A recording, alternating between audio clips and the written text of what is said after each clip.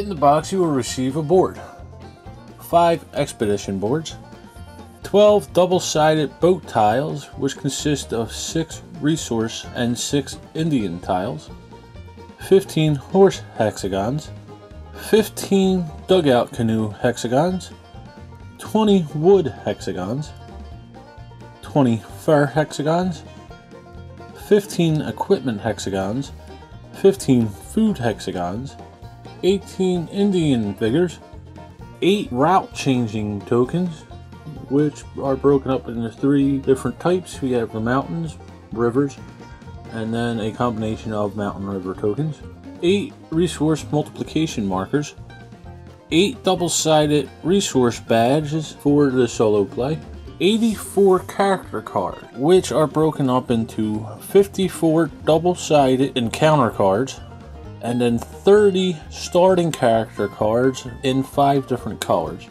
5 scout figures, 1 for each starting color, 5 camp tokens, 1 for each color, and the rulebook.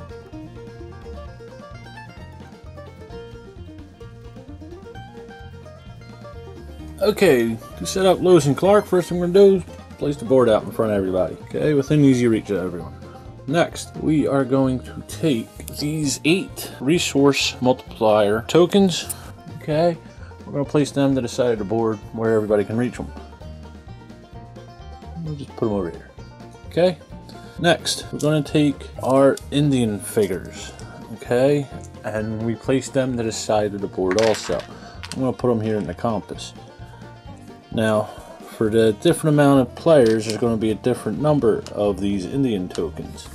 For a solo game, you will have 6 Indian figures. Okay, for a 2-player game, we will have 9. For a 3-player game, there will be 12. For a 4-player game, 15.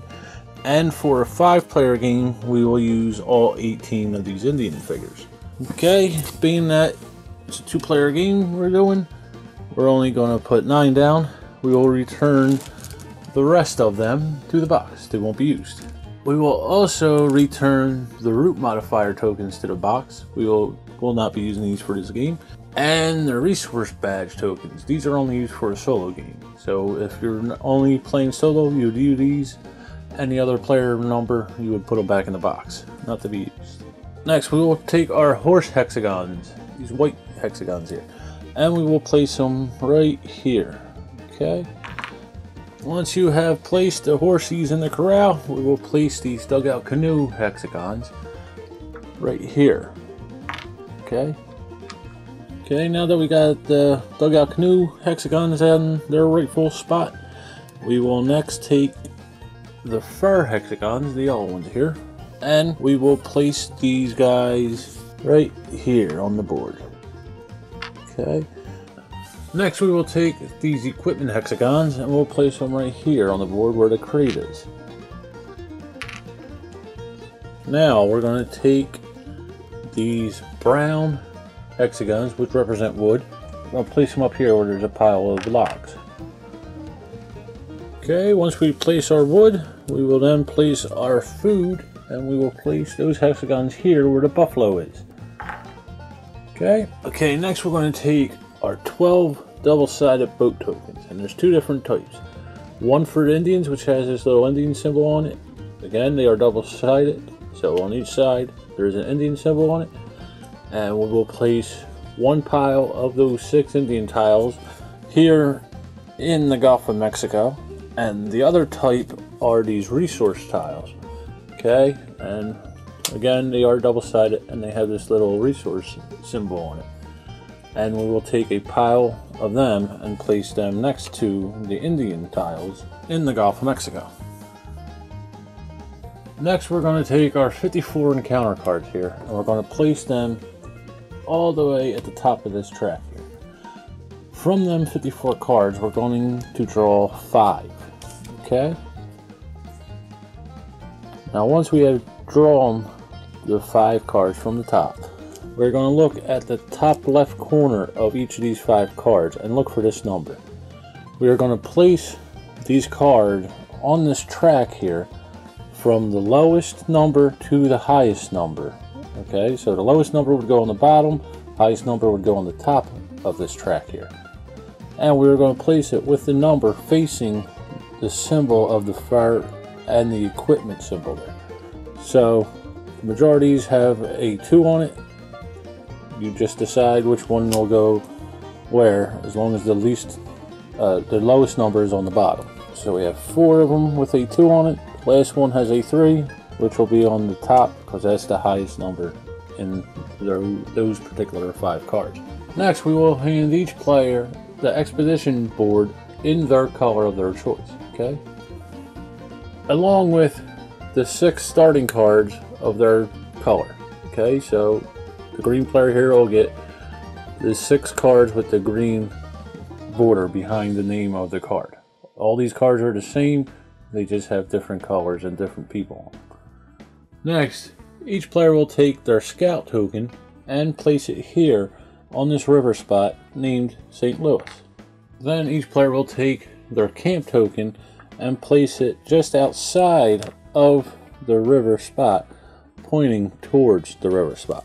Any other expedition boards, player cards, scout tokens, and camp tokens will be placed back in the box. They will not be used for the game.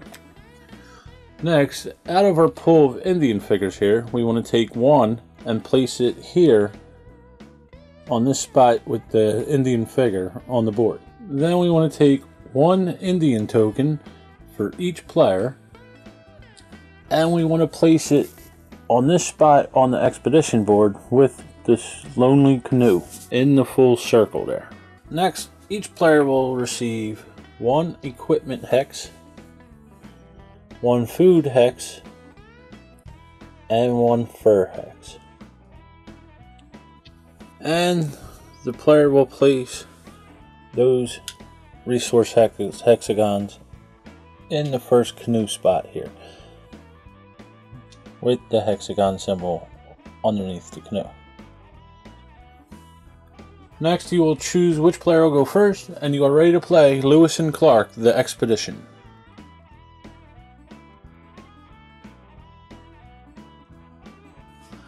Okay folks, here we go. In 1803, the United States bought the Louisiana Territory from Napoleon Bonaparte. Now, Thomas Jefferson, our president at the time, tasked 2 adventurers, Meriwether Lewis and William Clark, with exploring the unknown lands from St. Louis to the Pacific Ocean.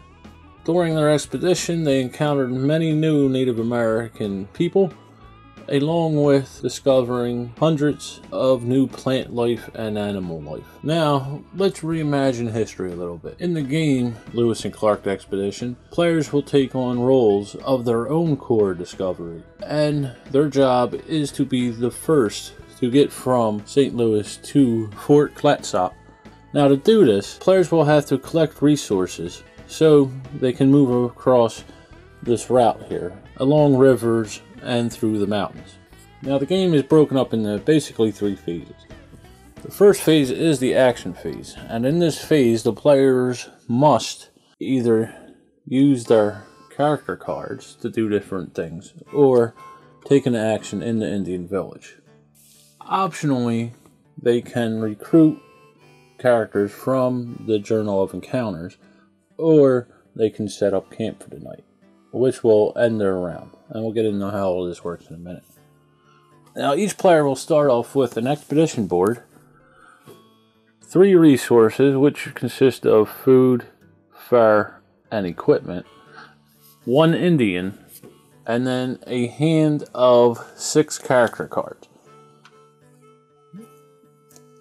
Okay, now these character cards function the same, they just have different characters on them, and the border of their name for the character is different, which corresponds with the player's expedition board. Now, if we look at the back of the expedition board, there is a symbol on it. This symbol is also displayed here on the upper left corner of the expedition board, as well as on the lower right corner of the player's starting cards. Okay, now, the expedition boards are broken up into 5 canoes. 3 of these 5 canoes can hold resources, which is indicated by these hex spaces on it. 2 of these canoes can hold Indians. which is represented either by a full circle or a partial circle. Now, the board represents how many resources and Indians you can have in your expedition. During the encampment phase, you may lose time due to how many Indians and resources you have. And we'll get into the encampment phase in a minute. But for now, let's just know that you can lose time for the amount of resources and Indians you have. The first canoe on the left here, okay, you can hold 3 resources of your choice in this canoe and not suffer any time penalty during the encampment phase. The second canoe has a symbol with a sun and a moon. Now, this sun and moon symbol represents time loss. For this canoe, you can have 3 resources in the canoe, but you'll lose 1 unit of time during the encampment phase. The third canoe, you can hold 5 resources in it, but if you look above it, you can see the sun and the moon with a question mark. This means for every resource you have in this canoe, you will lose 1 unit of time. Next to that, the fourth canoe, we have a Native American in there. An Indian is what the game calls them. Okay? And we have a full circle. This means you can place 1 Indian in that canoe. And you will not lose any time during the encampment phase for the Indian in the canoe. The final canoe on the expedition board has a partial circle on it. This means you can have as many Indians in this canoe as you wish.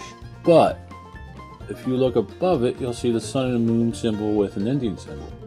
This means you will lose 1 unit of time for every Indian in that canoe. Now, each player will have 6 of these starting cards to start with. Okay, they're basically the same cards functionally, but they vary a little bit with the character on it, and they also have different colored borders for the different players. Okay, now if we look at the bottom right of the corner, they have a symbol which corresponds with your expedition board. This way you know whose starting cards they are. Okay, now the cards themselves are broken up into several different sections. Okay, on the front of the card, on the top right corner, we have a resource symbol. Okay, on the left top corner, there is a little section of the card that corresponds with the color of the resource symbol. On the top left section of the card, next to the color of the resource that the card corresponds to, we have a number. This number tells you how much power the card has. Okay, and this is used during the action phase. We'll get into that in a second. Okay, below that we have the card's ability. It is what you can do with the card or what kind of resource you will get with the card once the card is played. And again, we'll get into that. Next to that, we have some artwork for the character, and below that we have the name of the character that the card represents. In the bottom right corner, for the starting cards, we have a symbol which corresponds with the player's expedition board. On the encounter cards, there's a number 1 through 54. Now, all 84 of the cards in the game represent somebody who was actually on the expedition. Okay, now for the encounter cards, the number is a reference to go into the rule book and see what the card does, and it also gives you some historical background on the person. Now, if we flip the card over on its back, we will see a symbol on the top left card. Again, this is a resource symbol that the card corresponds with. Below that, we will see 3 different Indian symbols. Now, some of these are just outlines of Indians, and some are filled in with red. Okay, this represents how much power the card has also. Next to that, there's some artwork. In the top right corner, there is a sun and a moon. That represents how much time loss you will have during the encampment phase if you still have this card in your hand. On the bottom right of the card is an equipment symbol. A card can have 1, 2, or 3 of these equipment symbols. And these are used during the recruitment phase. Okay, and we'll get into exactly how that works in a few seconds. And then finally, on the bottom towards the middle is a symbol on the starting cards, and again that corresponds with your exploration board. Now in your starting hand you will have 4 cards which will give you resources, and then you will have 2 additional cards. One will be the interpreter, which will allow you to recruit Indians from the village. We'll get into how that works in a little bit. And the other one is the commander. Now, before we get into how the game actually works and all that, let's do a little breakdown of the board, okay? Now, as I mentioned, this section here is the track that you'll use to navigate, from St. Louis to Fort Clatsop. Okay, up top here we have the basic resource supply area, alright, which is wood, fur, food, and equipment. Alright, over here on the right of the board we have the Journal of Encounters. Alright, now these cards can be recruited, and each card in the game represents a person or a dog in some cases that actually was on the exploration of Lewis and Clark. These cards from the setup are numbered from lowest to highest, okay, and the cost of them will depend on where on this track they are. Okay, but after the setup, anytime a person is recruited, one of these cards is taken and placed in your hand. You will then slide them down and refill it with one of the cards from the draw pile here. Now down here we have the Indian village. Okay, players will use their Indians here to go to different spots in the village and collect some kind of benefit. Okay, and there's always one newcomer Indian here that players can recruit, depending on how they use their actions. And we'll get into how the Indian village and the actions works in 1 second. Okay, now, as I said, to win Lewis and Clark, you want to get your scout up the river and through the mountains from St. Louis to Fort Clatsop up there. And then you must camp there. And you want to be the first player to do so. If you do, you win the game. Okay? Now, to do this, you'll need to collect resources, and you may want to recruit different cards from the Journal of Encounters to do so. During a player's turn, they have to do one mandatory action, then they can do any number of optional actions they choose to. Now, the mandatory action that a player must take on their turn is either do an action in the Indian village here, or activate a card. Before we get into how the cards work, first let's get into how the Indian village works. If I place an Indian in the Indian village, I will gain certain benefits depending on where I place the Indian in the Indian village. Okay, now all of the spots in the Indian village will give you a special benefit, with the exception of this spot here and this spot here. This is the newcomer spot, this is the powwow spot, and we'll get into how they work in a second. Now, if we look at the spots in the Indian village, we will see either a full circle or a partial circle. Okay, again, if I were to place an Indian in a full circle, only one Indian can be there. Okay, in a partial circle, any number of Indians can be there. Okay, now in order for me to use the Indian village, I would have to take an Indian from my exploration board and place him somewhere in the Indian village, wherever I want to collect the benefit from. Okay, so let's get into what each spot does. If I were to place an Indian here in the hunting area, I can collect one food and one fur. Now only one Indian can be there. Okay. If I were to go over here to the craftsmanship, I could gain one equipment and one food, one wood. Okay. Again, full circle, only one Indian. Okay. Over here, we have the gift. Okay. Now in the gift, a player can take either 2 fur or 2 wood. Okay. Again, full circle, one Indian. That's it. If I were to place an Indian here in the farewell, and again, only one Indian can be there, I could discard either none or up to 3 character cards in my hand. And then that would allow me to discard all of the cards here in the Journal of Encounters. Okay, I would simply remove them from the game into a discard pile, and then draw 5 new cards and replace them with the new cards.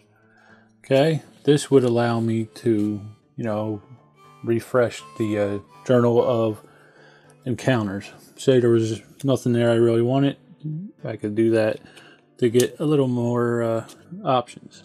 Okay, so if I were to place an Indian here in the expedition upgrade spot, I could choose to take one of these 2 tiles here and add it to my exploration board.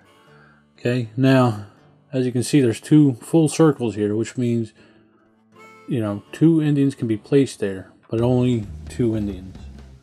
Okay, 1 in each spot. Okay, now these expansion boards basically have 2 different types. We have the resource tile or an Indian tile. Okay, now on the front of each tile there is no penalty for time, but if we flip them over, there is, indicated by this sun and moon symbol. Now when we go to place one of these tiles next to our exploration board, we must choose which side we want to place it on, whether it be the side without the time penalty. In the case of the resource, it allows to hold 2 more resources, or the side with the time penalty. Now, while to give us more holding ability for resources, in this case, we will lose time during the encampment phase. Okay, once you have selected which side of the tile you want facing up, it cannot be flipped over. Okay, once it's down, it stays that way for the rest of the game. Now the Indian expansion tiles work the same way.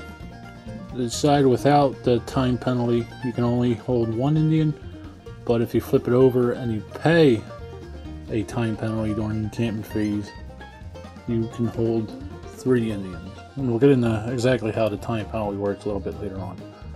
Okay, now when you place an Indian in this spot, you could choose either one of these tiles. Okay, but again, once you place them, they have to stay the way that they are placed for the rest of the game. Now, if we were to place an Indian here in the shamanism area here, again, it can only hold 1 Indian. If we were to pay 1 food, we can do an action on a card that has been activated, whether it be in our player area or an opponent's player area. So say I went to the shamanism and I chose to use this card's ability again, I could do so. However, I have to ignore the power of the card. I can only do the ability of the card for 1 power. And also, some encounter cards have this symbol here, which is a permanent effect. Okay, you cannot copy any cards with this symbol on it. Okay, say I place my Indian here, I can then pay 3 resources and take a horse. Okay, now as you can see, it has this partial circle on it. What that means is, for every Indian that I choose to place there and pay the appropriate amount of resources for, I could take a horse. Okay, so if I place 2 Indians there, paid 6 resources, I could take 2 horses. If I put 3 Indians there and paid 9 resources, I could take 3 horses, and so on. Okay, next we have the canoe manufacturer here. Okay, if I pay 2 wood, I could get a canoe for every Indian I put there. Again, it has that semicircle there. Every Indian I put there, and I pay the required amount of resources, I could get that many canoes. Okay, now let's get into how the cards work. Okay, like I said, each player will start off with 6 basic character cards.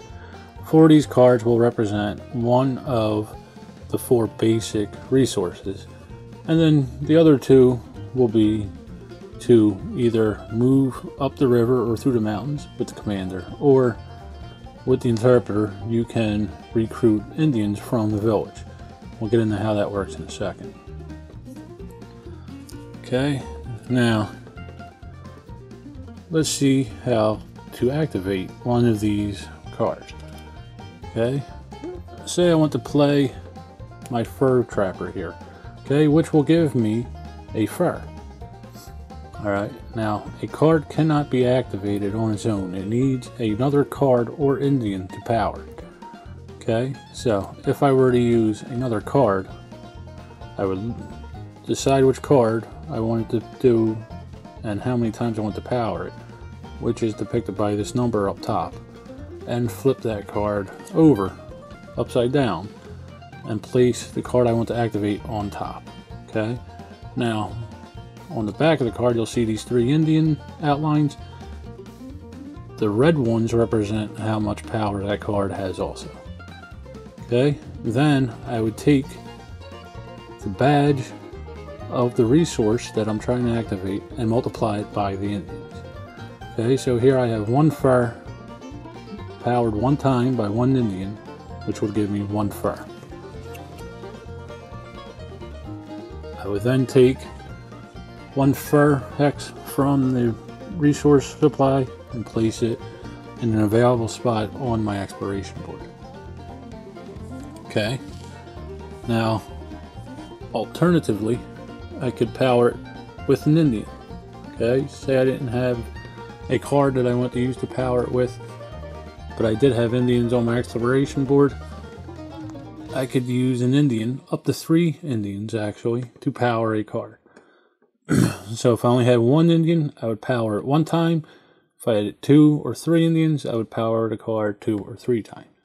And again, I would look at the resource badge, multiply that by the number of Indians that would power it. So in this case again, I would have 1 resource times 1 Indian, which would give me 1 resource. Okay, now say I wanted more than 1 of the fur resources. Okay, I could also use a card in combination with an Indian to do so. Okay, and again, up to 2 more Indians in this case, but 3 Indians in total. Okay, so in this case, I would multiply the badge by the number of Indians. Okay, and that would give me 2 fur in this case instead of just 1. Okay,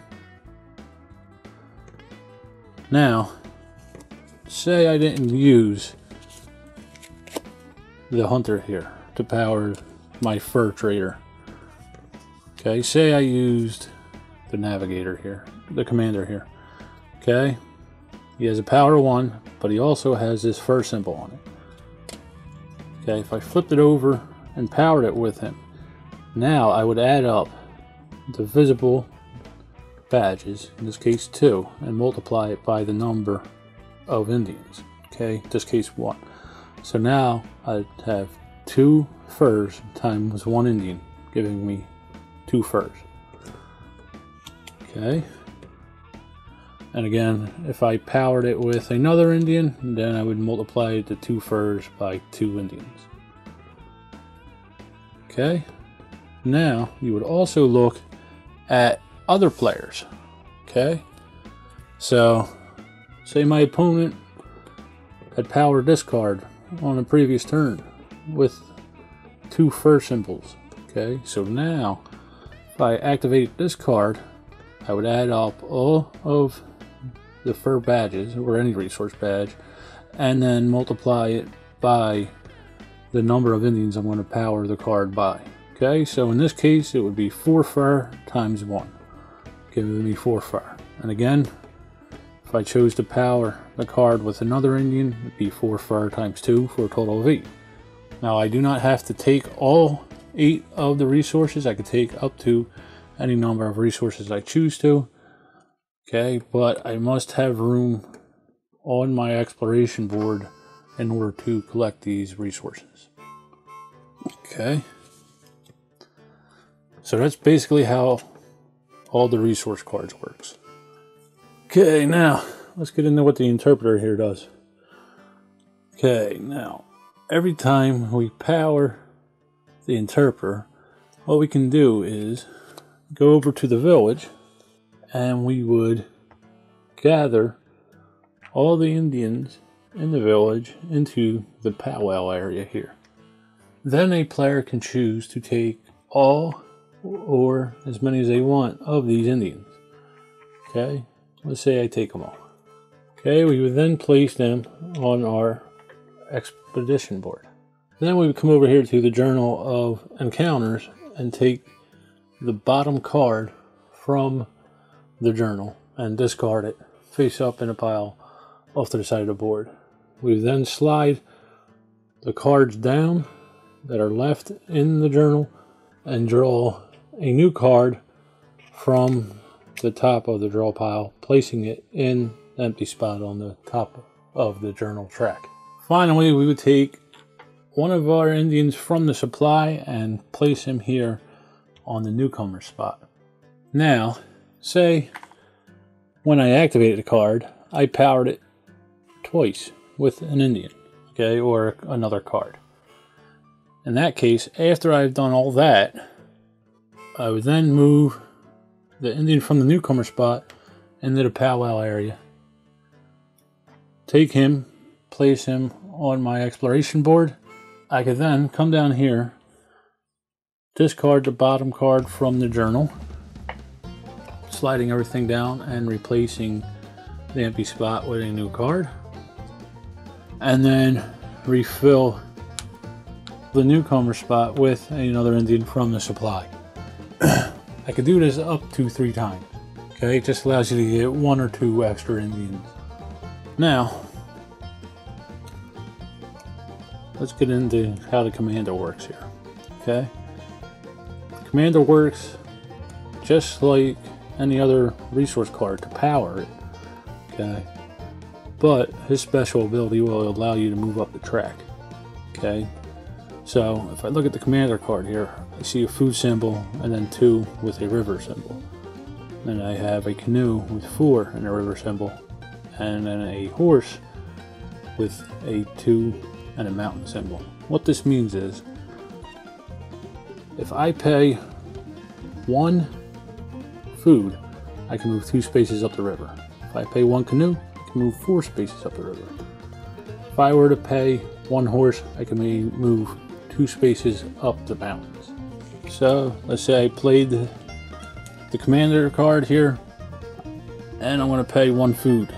Okay, I can then move my scout 1, 2 spaces up the river. Okay, now if we look here on the route here, we'll see river spaces have these little squiggly lines, mountains have the mountain symbol, and then we have some spots that have both. This means you could do either or in that spot. Say I was a little closer to the mountains here, and I played the commander and paid a horse resource. Okay, then I can move 1, 2 spaces in the mountains. Okay, now I could not pay a horse resource and then move up a river spot, and vice versa. I could not spend a food or canoe resource and move into the mountains. Okay, for the rivers, you must use either food or a canoe, and for the mountains, you must pay a horse. Now, there are some cards that bypass this rule, but for the most part, that's how it works. So, say I were here and I paid a food to move 2 spaces up the river. I could go 1, and then because this has both the mountain and the river, I can move 1 more into that spot. Okay, and the same thing with the horse resource. If I paid a horse resource, I can move into that spot and then into the mountains. Okay? Now, say I were down here and my opponent had one of their scouts in a spot that I would finish my movement on. If that were the case, then I would simply move one and then move over to the next available spot in front of that scout. Okay, so essentially I get a free spot. The same thing works in an encampment, but instead of going one ahead of them, you would go one behind, if that were the case, and I'll get into encampments in a minute. If I were to power the commander again with, say, an Indian, okay, then if I were to pay 2 food resources, I can move 4 spaces up the river, okay? And then if I had 2 canoes, I could move 8 spaces up the river. And if I had 2 horses, I can move 4 spaces through the mountains. Okay, you would multiply the ability times the power. And as with the resources, I could power this up to 3 times. Now, once a card has been activated, or used to power a card to activate it, you cannot reuse them. They must stay down in your player area until you go to the encampment phase. Now, there are 2 optional actions a player can take, which is the recruitment or the encampment actions. A main action must be taken before these optional actions can be taken, but you can choose to do either one or both of these actions after you have performed a main action. One optional action you can take is to recruit from the Journal of Encounters. Now, if we look at the track, above each card there are 2 symbols, 1 fur and 1 equipment. Okay, in order to recruit a character from the Journal of Encounters, we must pay fur and equipment. And the number of fur and equipment depends on where on the track the card is and how much power the card has. Okay? To buy this card, we would multiply the power of the card times 1 equipment for a total of 2 equipment and then 1 fur. Okay? For this card here, we would pay 2 fur and 3 equipment. Okay? And the further up the track you go, the more fur you have to pay, and depending on the power of the card, depends on how much equipment you would have to pay.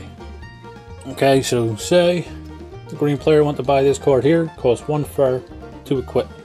So if we look at the player's expedition board, we can see he has enough fur, but he only has 1 equipment. He needs 2.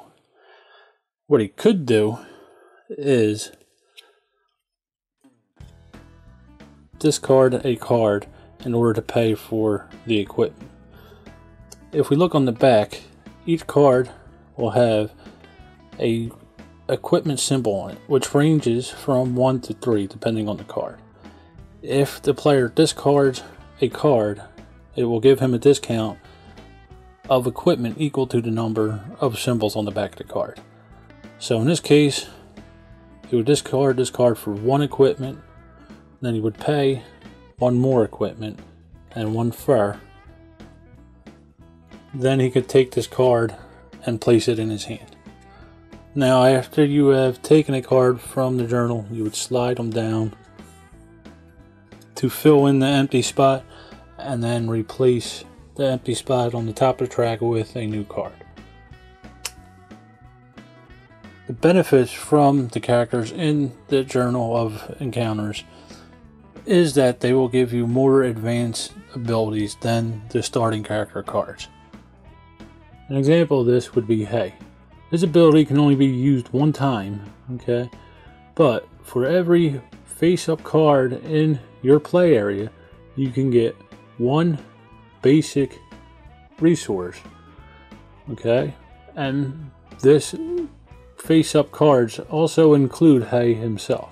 So if I were to activate Hay, I could take 3 basic resources because I have 3 face-up cards in my play area, including Hay himself. Okay, I could do this up to 4 resources.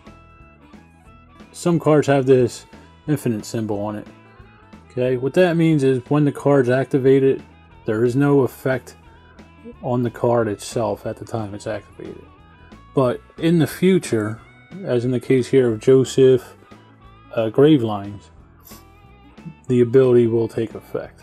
So for him, every time you go to recruit a card from the Journal of Encounters, you get a 2 discount after he is activated. The final optional action you can take is the encampment action. Okay, now again, this is an optional action and it must be done after a main action is done. However, you can choose to do both of the optional actions or just one. It's your choice. Now the first thing a player will do during the encampment phase is return any Indians that they have used to power any of their cards that they activated back to their exploration board. Okay, now we will calculate time loss. Alright, now for every card you have left in your hand, okay, say we didn't activate these cards, we had them in our hand, we would pay 1 time loss, which is indicated by this sun and moon symbol. Okay, so for this particular example, we would have 2 time loss from cards in our hand. Then we would add any time loss penalty due to our board. Okay, now for this spot here, if there are any resources in this canoe, you will lose 1 and only 1 point of time. Okay, this canoe, however, is a little different. For every resource in this canoe, you will lose 1 point of time. Okay, so say we had 2 fur in this canoe here, we would then lose 2 points of time. For this canoe here, for every Indian in the canoe, we will lose 1 point of time. Okay, now as a side note, you could rearrange your canoes any time you want to as a free action. So say instead of us losing 2 points for having 2 resources in this canoe, we just simply move them over here or over here, you know, for no time penalty at all. Okay, so now once you've arranged your canoe, you calculate the time. We have 2 points of time loss in our hand due to the 2 cards left over, and then 2 points because of the 2 Indians in this canoe, for a total of 4 points of time loss. We would then go to our scout and move them back the appropriate number of spaces, whether it be in the river or in the mountains, that the time loss penalty adds up to. So in this case, I moved the scout back 4 spaces. Okay, the final step of camping is to move your camp marker to where the scout has finished its movement at. Okay, now the scouts can move behind the camp marker, but the camp marker will never move back on the track. It will always stay at the highest point of where it had finished last. Okay, now as with the movement of the commander, when you move a scout, you would skip a spot if the spot is occupied on the river. When you're camping, you would do the same thing but going backwards. Okay, 2 scouts cannot be in the same spot. Now this will continue until one player camps at Fort Clatsop, whether at the spot or above the spot. Okay, at that point that player wins and the game is over. And that is how you play Lewis and Clark the Expedition.